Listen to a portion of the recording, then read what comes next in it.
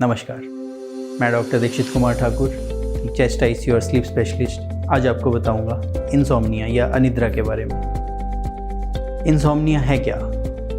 Insomnia एक तरह की बीमारी है जिसमें या तो आपको नींद शुरू करने में दिक्कत आती है, या नींद में रहने में दिक्कत आती है, या सुबह उठने में दिक्कत आती है। जनरली एक आम आदमी 10 से 20 मिनट में जैसे ही बेड पे जाएगा और सोने की कोशिश करेगा, 10 से 20 मिनट में सो जाता है।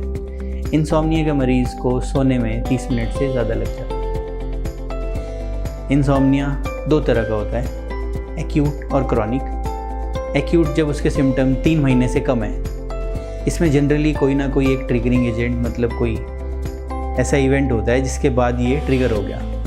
पर्सनल लाइफ में या प्रोफेशनल लाइफ में कोई स्ट्रेस हो गया जिसके बाद ये सारा इवेंट ट्रिगर हो गया। क्रॉनिक इंसोम्निया वाले मरीज़ों में ये सिम्टम्स 3 महीने से ज़्यादा और हर हफ्ते उसको कम से कम 3 दिन दिक्कत रहती है। इस वाले केस में ये मरीज़ किसी दिन उनको अच्छा रहता है, किसी दिन उनको ख़राब लगता है। इंसोम्निया में मल्टीपल रिस्क फैक्टर्स और भी कई सारी बीमारियां हैं जिसके साथ इंसोम्निया आता है, जैसे डिप्रेशन या एंजाइटी।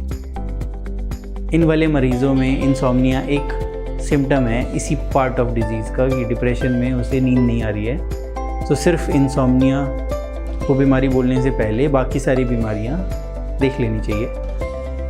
थायराइड की बीमारी, शुगर की बीमारी, इन सब में भी कई बार इंसोम्निया होता है। इसके अलावा कई बार स्लीप एपनिया, जो रात में खर्राटे आने और सांस रुकने की बीमारी है, उसमें भी कई बार इंसोम्निया या दिन में या जब भी सोने की कोशिश करें ढंग से नींद आने में दिक्कत होती है। कई बार पेशेंट दवाइयाँ ले रहा होता है, जैसे स्टेरॉइड पे है कोई मरीज़ किसी बीमारी के कारण, या फिर एंटी डिप्रेसेंट खा रहा है, या फिर शराब ज़्यादा पीता है। इन सब चीज़ों में स्लीप डिस्टर्बेंस हो सकता है और इंसोम्निया हो सकता है। अब इंसोम्निया का डायग्नोसिस कैसे करें? डायग्नोसिस जनरली हिस्ट्री से होता है। पेशेंट बताता है मुझे ये दिक्कत है, सारी चीज़ें आप देखेंगे और साथ में आप बाकी सारी बीमारियों को भी रूल आउट करेंगे, जैसे डिप्रेशन तो नहीं, थायराइड के टेस्ट किए, शुगर के टेस्ट किए, सब चीज़ें रूल आउट करने के बाद अगर आपको स्लीप एपनिया लगता है तो स्लीप एपनिया के लिए आप एक स्लीप स्टडी भी करा के देखेंगे।